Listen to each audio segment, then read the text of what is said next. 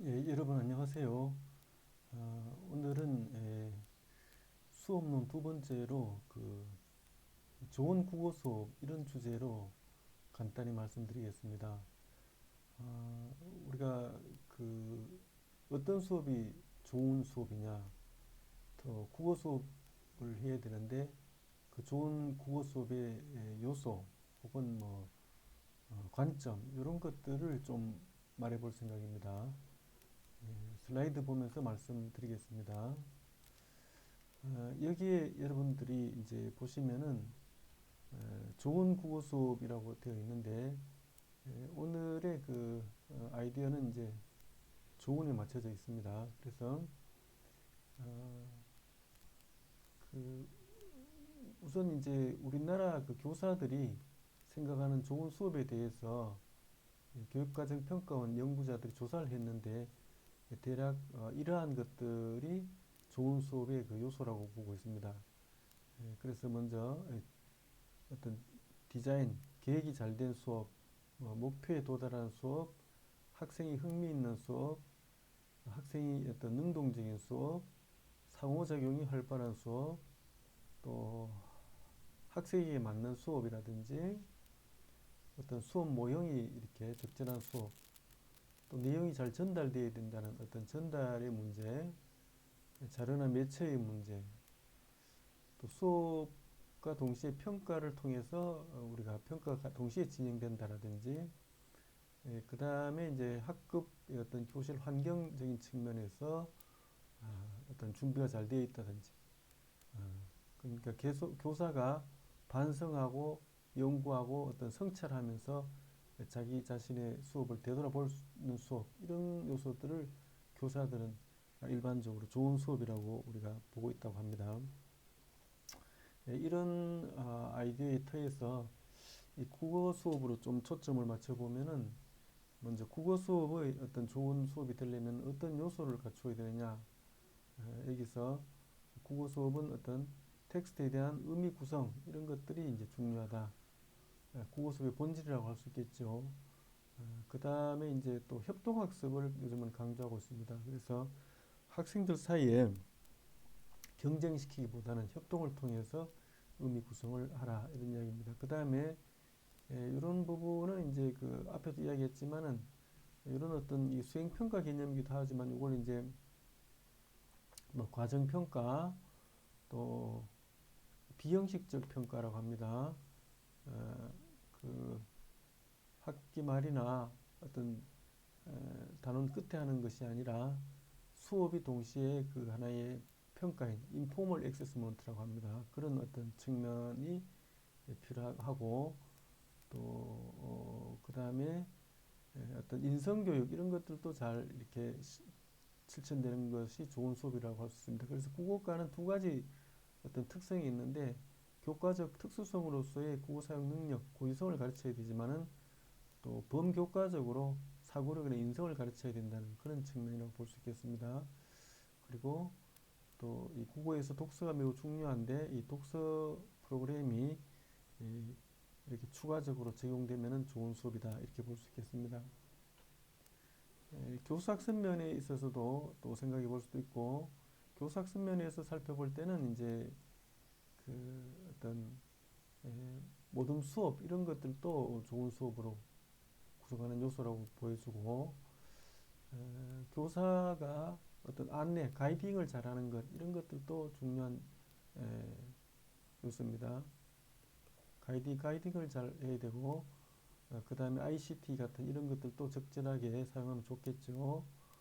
그 다음에 무엇보다도 학생의 눈높이와 학생의 생활 세계를 반영해서 수업을 하는 것들 이런 것들도 좋은 국어 수업을 이루는 요소라고 볼 수 있습니다. 지금부터는 이제 좀그 관점을 달리해서 그런 좋은 수업을 위한 점검 요소입니다. 이것은 이제 일종의 그 수업 평가와 관계됩니다. 수업 평가. 그래서 여러분들이 동료의 수업을 관찰하고 평가하든지 혹은 자신의 수업을 자기 평가를 하든 간에 자기 수업을 개선하고 또 향상시키기 위해서 스스로 그 어떤 점에서 체크리스트처럼 만들어서 자기 수업 혹은 동료 수업 혹은 뭐 실습 나가서 우수한 그 교사들의 수업을 볼 때도 이런 관점에서 보면 좋겠습니다. 그래서 이것은 굉장히 요소적인 것인데 뭐 물론 이런 요소가 다 훌륭하다고 해서 반드시 좋은 수업이냐 뭐 그렇게는 말할 수 없습니다. 그러니까 우리가 할 수 있는 말이 이제 부분은 전체는 부분의 합 이상이다 이런 말이 있어요. 전체는 부분의 합 이상이다. 그래서 이런 것들이 하나의 부분 어떤 요소로 볼 수 있지만 이런 것들이 다 잘 됐다고 뭐 훌륭한 수업이다라고 말해 볼 수는 없지만 그러나 이런 요소를 또 잘 하면은 전체적으로 수업이 향상될 가능성이 높다. 그렇게 보면 되겠죠. 그래서 먼저 두 가지로 접근하고 있습니다. 학습의 내용면과 요 다음에 볼 학습의 방법론 이렇게 두 가지 관점에서 크게 수업을 볼 수 있는 뭐 요소를 생각해 보겠어요. 그래서 첫 번째 우리가 내용면에서는 이제 이겁니다. 국어 사용 방법을 강조했는가 이런 것입니다. 이것은 이제 국어 수업을 여러분이 할 때 반드시 생각해야 될 것인데 이 국어 사용 방법은 국어의 어떤 특수성이고 고유성이고 이런 말입니다. 그래서 보통 이런 것들이 이제 표면적 교육 과정으로 많이 이렇게 사용됩니다. 그래서 표면적 교육 과정으로 이 내용을 제시한다면 중심 내용을 찾기라든지 뭐 예를 들어 중심 내용 파악하기 이런 것들을 우리가 가르치는데 이게 이제 학습 목표 혹은 교육 과정이 제시되어 있어요. 근데 이것을 가르치기 위해서 국어는 항상 텍스트, 즉 텍스트가 사용되는데 이 제재란 말은 텍스트예요. 예를 들어 김치 텍스트를 사용해서 중심 내용 파악하기를 가르쳤을 때 우리가 김치가 뭐 한국의 발효식품이고 또 김치를 만드는 방법은 이러하다 이런 것들을 많이 가르치면 어떻게 됐습니까? 그것은 구태여 교과로 따지면 국어과보다는 뭐 실과 여기에 가깝다고 합시다. 그래서 이 내용 김치 자체에 대한 지식을 가르치는 것이 국어 교육의 본질은 아니라는 거죠. 물론 이제 우리가 그 문단의 중심 내용 파악하기 위해서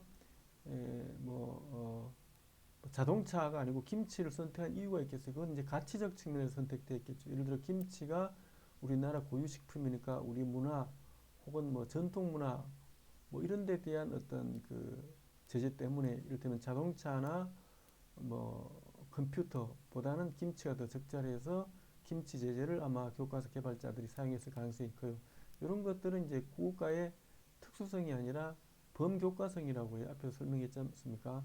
그래서 범교과성이고 우리 문화를 가르친다든지 뭐 그런 측면인데 1차적으로 이런 부분은 표면적 교육과정이 아니라 잠재적 교육과정과 관련돼 있어요. 잠재적 교육과정.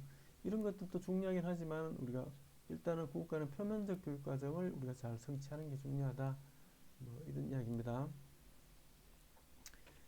그 다음에 또 생각해 볼 문제는 이제 우리가 앞에서 그 중심 내용 파악하기를 예를 들었는데 그러면 중심 내용 파악하기라는 여기서 그 학습 목표를 이제 국어 사용 기능으로 우리가 봤고 이것을 가르치는 것들이 뭐 중요하다 뭐 이런 말씀 드렸는데 그러나 그렇다고 하더라도 중심 내용 파악하기라는 것들에 관한 지식이나 개념보다는 그 실제로 중심 내용을 파악하는 방법에 초점을 맞춰야 된단 말이죠. 즉 중심 내용이 뭐냐라는 즉 개념적 지식보다는 그것뿐만 아니라 중심 내용을 어떻게 실제로 파악할 것이냐 이 방법론에 초점을 맞추고 그 방법론을 기능이나 전략이라고 불러요. 다른 말로 하면 이걸 가지고 절차적 지식이라고 그래요. 지식인 지식인데 그에 비해서 이것은 개념적 지식이라고 불러요. 이 개념적 지식을 알고 있는 것이 필요 조건은 되지만은 우리가 중심 내용이 뭔지를 잘 안다고 해서 반드시 중심 내용을 잘 찾을 수 있는 건 아니란 말이죠. 토의에 관한 지식을 갖고 있다고 해서 토의를 잘 할 수 있는 것을 보장해 주지는 못한다는 뜻이에요. 그래서 궁극적으로는 이런 어떤 그 개념적 지식을 가르칠 필요가 있지만은 그걸 그치지 않고 이렇게 절차적 지식으로서의 그 기능의 적용까지 학생들을 이끌어 줘야 된다는 것이 중요한 포인트가 될 수 있습니다. 그래서 여기서 정리하면은 이제 이렇게 할 수 있죠. 그 핵심은 기능이나 전략 그것을 가르치고 또 개념이나 지식, 이 명제적 지식, 개념적 지식을 가르칠 때도 그것의 활용에 어떤 초점을 둬야 된다. 이렇게 될 수 있습니다. 그 다음에 여기도 뭐 하나 또 우리가 더 언급하고 넘어간다면 이 태도는 이제 정의적 측면인데요. 이 중심 내용 파악하기를 가르치면서 내용 파악하기에 관한 지식 또 기능 뿐만 아니라 중심 내용 파악 같은 것을 또 좋아하고 할 수 있는 태도를 길러주는 게 좋죠. 그런데 이건 정의적 측면인데 이 인지적 측면에 해당되는 기능이나 전략과 결합해서 이렇게 자연스럽게 또 할 수 있는 게 좋겠어요. 태도만 독립적으로 가르친다기보다는 이 인지나 또 어펙티브, 커그니티브한 부분이나 정의적 측면이 결합되어 있으니까 이런 어떤 지식과 기능을 가르치면서 자연스럽게 교사가 이제 강조도 하고 또 피드백도 해주고 격려를 하면 좋겠죠. 이런 이야기를 할 수 있겠습니다. 그 다음에 이제 해볼 수 있는 말은 이제 이 핵심적인 내용을 가르쳐야 되냐 이런 말씀도 할 수 있겠어요. 그래서 특히 그 2015 교육과정에서는 이제 이런 말을 사용하기 위해서 빅 아이디어 개념을 도입했죠. 이 빅 아이디어를 우리가 핵심 개념이라고 할 수 있는데 이렇게 그 국어 사용 능력 기능에 대해서 많은 내용을 가르치지만은 그 뭐라고 할까요? 그 굉장히 그 파편화된 지식 뭐 그 어떤 사소한 지식 이런 것들을 어, 많이 가르친다기보다는 그런 것들이 어떻게 그 좀 영속적이고 또 생성적이고 또 통합적인 개념으로 이제 가르쳐야 된다는 것입니다. 이를테면은 우리가 이제 좀 과학의 예를 들으면은 뭐 비라든지 또 그 지하수 또 뭐 구름 바닷물 이런 어떤 많은 어떤 그 현상들을 일일이 설명하는 것보다 이것은 다 뭡니까? 물의 순환이지 않습니까? 물의 순환이라는 어떤 이런 개념을 가지고 이런 것들을 가르치면 학생들이 훨씬 더 이해하기 좋고 이런 세부 현상들을 통합적으로 이해하고 깊이 있게 이해할 수 있겠죠. 이 물의 순환에 해당되는 것이 빅 아이디어, 다른 말하면 핵심 개념이라고 볼 수 있습니다. 그래서 이 2015 교육과정에서는 이런 핵심 내용 중심으로 가르쳐라 또 이런 말씀을 하고 있습니다. 여러분 오늘 그 좋은 국어 수업 이야기를 하려고 준비했는데 설명을 하다 보니까 시간이 금방 가는 것 같습니다. 그 뒤에 또 많은 내용이 있는데 이런 부분들은 제가 슬라이드를 또 제시할 테니까 보시고 여러분 스스로 또 공부를 해주시고 이렇게 하도록 합시다. 오늘은 여기까지 하겠습니다.